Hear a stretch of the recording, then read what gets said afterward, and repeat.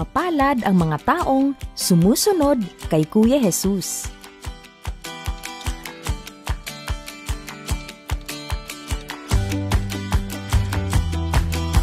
Ang mabuting balita ng Panginoon ayon kay San Lucas.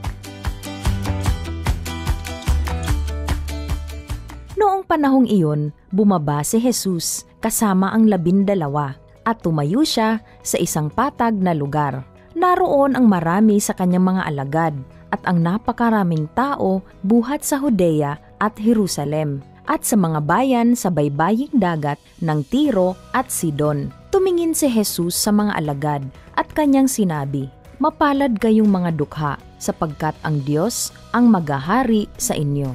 Mapalad kayong mga nagugutom ngayon, sapagkat kayo'y bubusugin. Mapalad kayong mga tumatangis ngayon, sapagkat kayo'y magagalak. Mapalad kayo kung dahil sa Anak ng Tao, kayo'y kinapupuotan, ipinagtatabuyan at inaalimura ng mga tao, at pati ang inyong pangalan ay kinasusuklaman. Magalak kayo at lumukso sa tuwa kung ito'y mangyari, sapagkat malaki ang inyong gantimpala sa langit. Gayon din ang ginawa ng kanilang mga ninuno sa mga propeta. Ngunit sa aba ninyong mayayaman ngayon, sapagkat nagtamasa na kayo ng kaginhawahan. Sa aba ninyong mga busog ngayon, sapagkat kayo'y magugutom. Sa aba ninyong nagsisitawa ngayon, sapagkat kayo'y magdadalamhati at magsisitangis. Sa aba ninyo kung kayo'y pinupuri ng lahat ng tao, sapagkat gayon din ang ginawa ng kanilang mga ninuno sa mga bulaang propeta.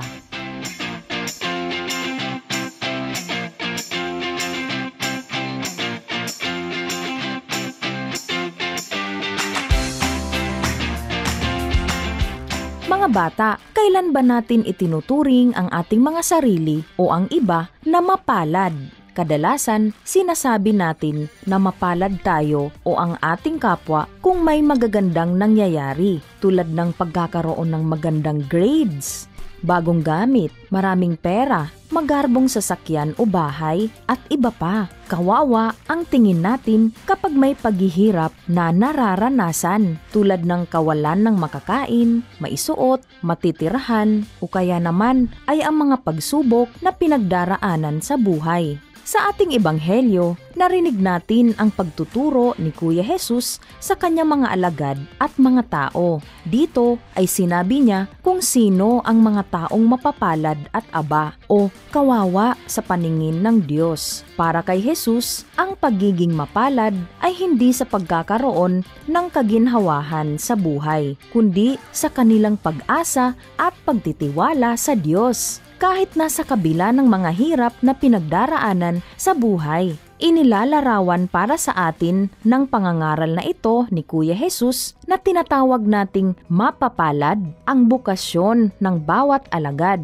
Pinagtutuunan nila ng pansin ang mga mahahalagang katangian, mga kilos at mga asal ng Kristiyanong pamumuhay. Ang pagpapala ng kaharian ay ipinapangako sa mga dukha at walang kapangyarihan, sa mga mahinahon at nagdadalamhati, sa mga masigasig na naghahangad magpakabanal na hindi panlabas lamang, sa mga mahabagin at may malinis na puso, sa mga umiiwas sa karahasan at naghahanap ng pagkakasundo. Ipinapangako ni Kuya Jesus sa kanila ang isang natatanging kaligayahan, ang magmana ng kaharian ng Diyos, maging anak ng Diyos, tumanggap ng awa, makita ang Diyos. Ito mga bata ang higit nating hangarin at hindi ang maging maswerte sa paningin natin at ng mundo.